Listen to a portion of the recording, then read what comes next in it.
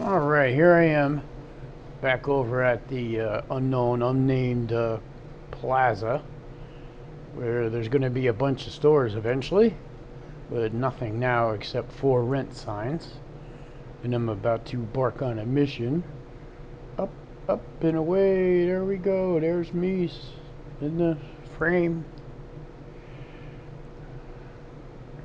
Gonna reach altitude. This is a audio dub after the fact, because when I took off I had not set my audio to record. And when I get all the way back to the house and everything's over, well, actually when it landed, I checked my camera with the audio file on and it wasn't on. So that happens. It's happened before. This is the second time I've actually run this mission. The first time I had a series of errors where nothing worked out right. Not unlike it when you hear about an airplane crash and they say that one little failure led to another and then 10 more, which actually that caused the problem. And that was why we had a bad result. And it's the same thing here. Yeah, so I took off. This is going up around, it's going to cross that reservoir, the irrigation, the cement pond, about halfway through at the choke point, because I don't like to fly over water for any long distance unnecessarily, unless the drone's wearing a pontoon, which is good if you go to the ocean or want to fly over a lake and you might land in the water, or if you want to come down low, you use those, but they do slow you down a lot. So anyways, the first time I shot this video, I had a whole bunch of things go wrong. Initially, let's see, what was the very first thing? Oh yeah, the mission wasn't loaded properly. What I did before I left the house was I went back at the last minute and I updated it, and then I didn't open up my iPad, while I'm home on my Wi-Fi, so it would pick up that update. So when I got to where I was flying, the mission wasn't updated, so I had to log in and attached the iPad to my phone, tether it, and then let it connect and that. And then, okay, I got that problem solved. And number two, I go to take off, and next thing you know, I see my GPS tracker flapping around. I had forgotten to tighten it down, so that led to one thing, and there's another mistake. And then on and on there, I was going to correct it instead of turning the video off. I didn't want to shut the video off because that causes a lot of problems, because you got to go back and you got to resync everything, basically start all over. And by that time, you lost a lot of battery, which is basically the biggest problem. That you're wasting time, you're wasting your battery if the drone's on, and that cuts your flight time down. So I'm trying to fix it without turning the props off. I turned them so it wouldn't take off, but then I'm going to, move the Velcro straps, and I'm getting snapped by the blades of my fingers, and it hurt, so okay. So I finally got that on, and getting in the air, and I had lost 10% battery. So anyways, by the time I got done with the mission, I was pretty much at the point of no return where you have to come back like right now. So what it was doing was it started, it aborted the mission and it did auto return home, but it was kind of just sitting there and it wasn't going forward. So I start to panic a little bit, and I go to shut off, return from home, and I want to fly it in manually from there. And then the drone would move 4 or 5 feet, stop, move 4 or 5 feet, stop, and I started getting really flustered, which it happens to anybody really. So eventually I did get it back at 9% battery, and so it was unnecessarily messed up because of, like I said, one little thing led to another, and I wasn't in my routine. And so that there, and then to add insult to injury, I go ahead to render the video and I do all that. That takes quite a bit of time. I make my video, and I'm all set to load it to YouTube. I test play it, and it's freezing. And I said, all right, well, maybe it's just something fluky here. I restarted the computer. I saved the setup, and rendered it all over again a second time. Same thing.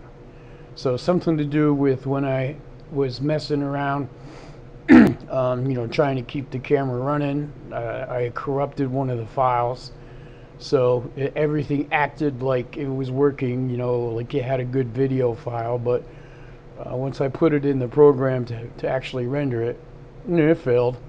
So after all that work and trouble, I wind up with not even a video. So I just aborted it and went back today. And then, of course, today I forgot to turn my audio on, so here I am narrating it on the fly, which isn't, that big of a deal, except for the fact that, well, I can't see my telemetry, but I got a pretty good idea where it is now. It's definitely, let's see, it's going, was just heading northwest. Yeah, so now it's going to turn a little bit and fade. Oh, it's northwest right there, so that's over one of the main highways, and I'm just kind of cruising around, cruising the loft. So that was my horror story. Another thing I was having trouble with too with this microphone, another reason why I got distracted, is I've been picking up a lot of wind noise because it's been windy out, and I try to keep my back to the wind, and that's what distracted me this time, because I took my camera and I said, I know what I'll do. I'll throw it in my shirt, under my shirt. Maybe that'll keep the wind off of the microphone, because the thing is kind of shaped like I don't know, it's a little oval thing, not really oval. It's a rectangle with round edges, and it's about 3 inches, 2 inches long by maybe an inch wide, and you wear it around your neck. Yeah, it's a camera, microphone, and I thought it would be a good solution, but now I got to figure out a way to stop the wind noise. I did try to fix it with software, but that didn't help. It made me sound like I was talking on a telephone. So, with all that said, so right now everything's cool. Cruising around. That's the main drag, and here we are. This is the main drag, Route 50 and Route 13, which will take you to Virginia, or it will take you to Ocean City. And so we're cruising over near the Amazon. And you'll notice by their, when we get a little closer to Amazon, all the basins that collect the water from the rain. We had like a really lot of rain. What day? This is Thursday. So Tuesday it rained all day long. And you can see here when we get up on top of this one basin, the Amazon, that's pretty much full. And we had tornado warnings, we had flood warnings. We usually get a lot of flood warnings here because everything's so flat. And you can see right there, I mean, if that basin starts to overflow, the water's going to get in the parking lot. Next thing you know, it's in the building. I don't know if that gets pumped out. I don't know what their setup is with these things. If it actually goes to that big reservoir up above that I just flew over, I don't know. But you can see from there that it's full. And probably another couple of inches of rain, that might have flooded. And these little basins are all over the place out here. I never saw any in New York. They just didn't have it because the terrain there isn't flat like a pancake, which it is here. Basically, anywhere you see any kind of construction, you got these things. New construction, anyway. You don't see it in the older neighborhoods. But you can see them right there. There's one behind the big warehouses. And you see in these older neighborhoods, they're not there. In these places, they probably have basements. None of the houses in this development have basements, which is kind of interesting too, because the first thing that the tornado warning tells you to do is to get into your basement. And it's like here with these newer houses, the joke's on you, because hey, we don't have a basement. All these places, they have crawl spaces underneath them, and not easy to access most of them. Mine, you have to go through kind of a cellar type looking window. There's a door on it, with an old-fashioned cellar. You know, the old-fashioned cellar windows that are in houses with the little the piece of metal. It's like a half a barrel, covers the window, and you gotta take the door off, and you gotta climb under there. God forbid you gotta do any work under there. I wouldn't wanna. But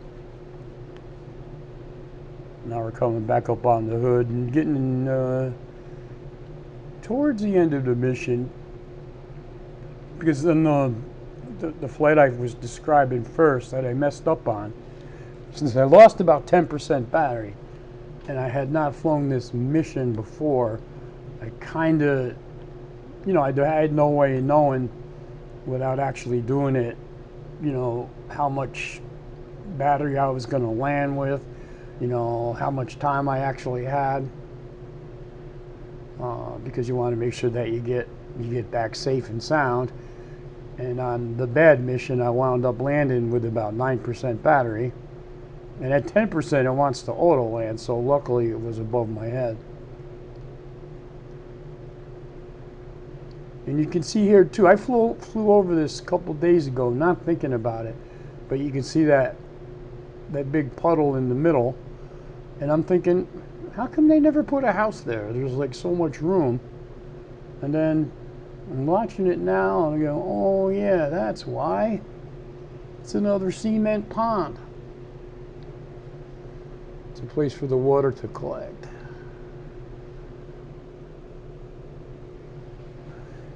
So I think probably at this point I'm going to say about 40% battery. And this one's going to take a little zoom over to the edge of the hood now. And I'll show you where I started having trouble on the last mission.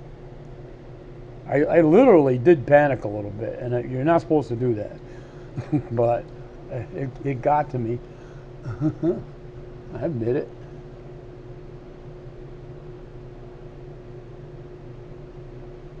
But the funny thing is that when I got into that little bit of trouble, I was directly over my own house, literally right over it, and I could have probably just went straight down and landed it, but I'm like, nah, I'm gonna bring it back just to make sure.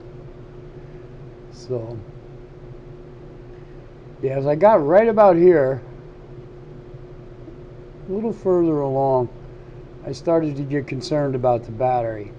And I'm saying to myself, well, right now, it's going to be really close to get it back. So what happened was, it got down to about around 25%. And somewhere in that area, the return to home interface kicked in. And it aborted the mission and decided it was going to come home by itself. But then it just kind of stopped right about there, and it was just hanging in the breeze, and it wasn't going forward. And this is when I started to get a little panically. I'm like, what the hell's going on? Why isn't this moving? So then I go ahead and I cancel the return to home, thinking I'm going to just fly it back, fly it by hand, no big deal. And then I'm fumbling around with the joysticks, and I spun the drone around a couple of times. And I couldn't orient myself kind of where I was right away. So, like in a little bit of a panic state, I'm trying to figure out where the drone is actually. What direction it's aiming. And I finally, I got my bearings back, and I flew it straight back to where I was. Got it overhead and brought it down. And it did land safely.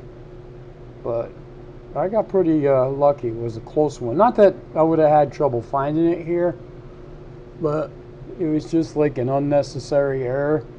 If I had not gone through them steps in the first place, if I just stopped everything in the beginning, just restarted the mission, restarted everything, put a fresh battery in, and just go with it, I would have been fine. So next time, if you find something in your procedures that puts you out of whack, be careful, because it does come down to that. One error leads to another error. Next thing you know, you're kind of screwed.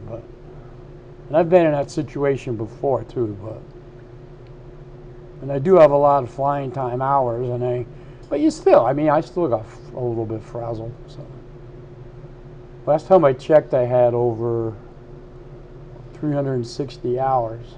I don't know what it is now. I don't use the app that I used to keep track with, but that's a lot, considering every flight that you do is only about 20 minutes. But I have over 1,000 videos here on YouTube. I've been flying since 2000, 10 years. 2016, yeah. Go back and look, and that's when my first videos are. So here, this is strictly ET come home. I scoped the place out. There wasn't any wildlife anywhere. None of my friends were around. Canadian geese are gone, and there wasn't any hood rats. Because sometimes if I see them, I like to go over and say hello. And that didn't happen. So we're almost done here, and like I said, I had to go back and do a dub over, re-record my audio, which, I don't know, it might be annoying listening to me, but I would rather do that than just put freaking music over everything, and that's not my style. So, all right, here we go. Touchdown.